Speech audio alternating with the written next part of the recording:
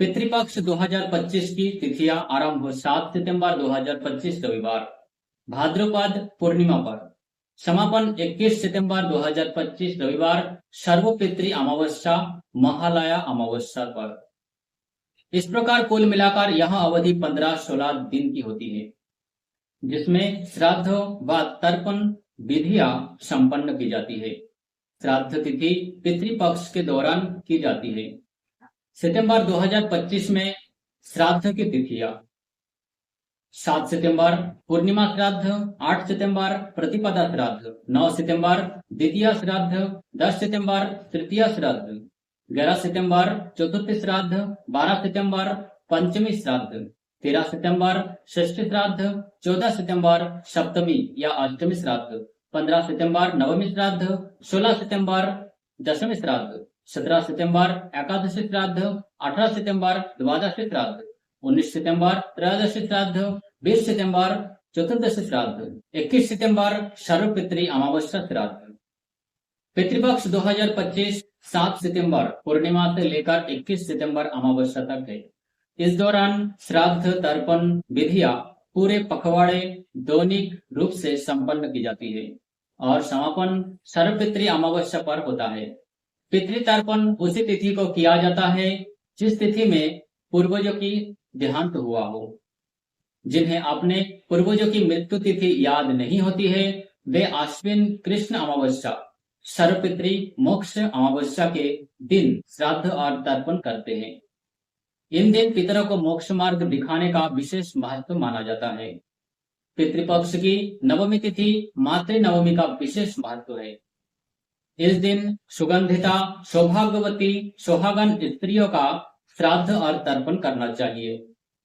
यदि संभव हो तो पूरे पितृपक्ष में प्रतिदिन जल में अक्षत, मीठा, चंदन, जौ, तिल और फूल श्रद्धा पूर्वक अर्पण करते हुए अपने पितरों को नमन करना चाहिए। शास्त्र में बताया गया है कि पितृपक्ष में अपने पितरों का नाम और गोत्र उच्चारण करके जो भी वस्तुएं अर्पित की जाती है, वे उन्हें उन्हीं स्थितियों और योनि के अनुसार भिन्न भिन्न रूप में प्राप्त होता है। पितृयोनि में सूक्ष्म द्रव्य के रूप में, देवलोक में अमृत रूप में, गंधर्व लोक में भोग्य पदार्थ के रूप में, पशु योनि में तृण तथा घास के रूप में, सर्प योनि में वायु रूप में तथा यक्ष योनि में पेय पदार्थ के रूप में, दानव योनि में मांस रूप में, प्रेत योनि में रक्त के रूप में, मनुष्य योनि में अन्न धन आदि के रूप में प्राप्त होता है। इस प्रकार पितृपक्ष केवल धार्मिक अनुष्ठान ही नहीं है, बल्कि यह हमारे लिए पूर्वजों के प्रति कृतज्ञता व्यक्त करने और उन्हें तृप्त करने का अद्भुत अवसर है।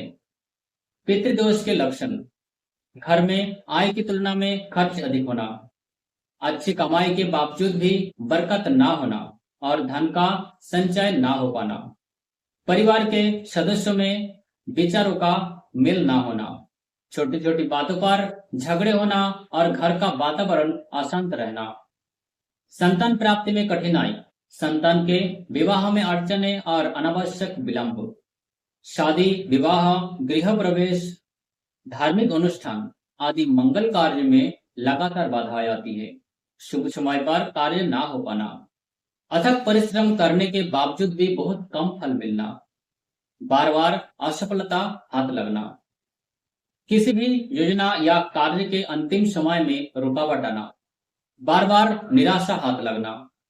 पितृदोष का मूल कारण यह माना जाता है कि पूर्वजों की आत्माएं असंतुष्ट होती है या उनका श्राद्ध तर्पण विधि से नहीं हुआ है, इसलिए यह दोष प्रकट होकर परिवार में बाधाएं उत्पन्न करता है।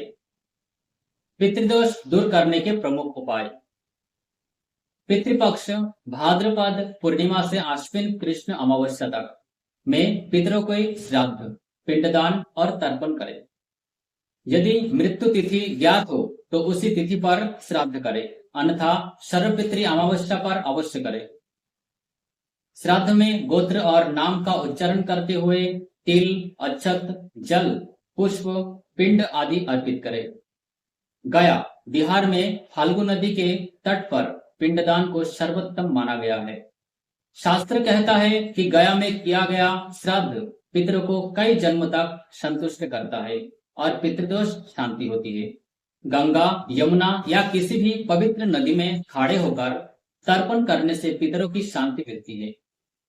तर्पण में जल, तिल, जौ, कुश, पुष्प और अक्षत का प्रयोग करें।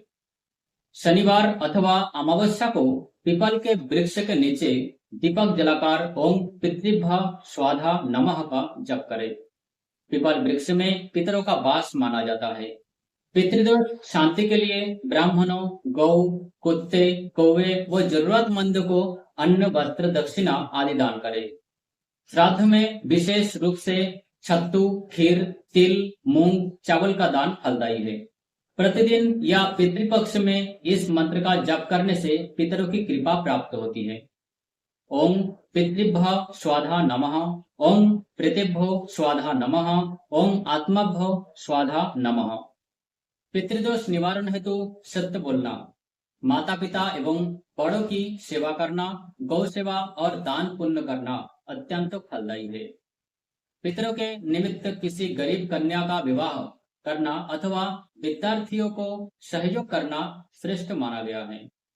पितृदोष प्राय जन्म कुंडली में सूर्य, चंद्र, राहु, केतु या पितृकारक ग्रह के दोष से बनता है। इसलिए यदि ज्योतिषीय पितृदोष है तो विद्वान पंडित से विशेष पितृदोष शांति पूजा करानी चाहिए।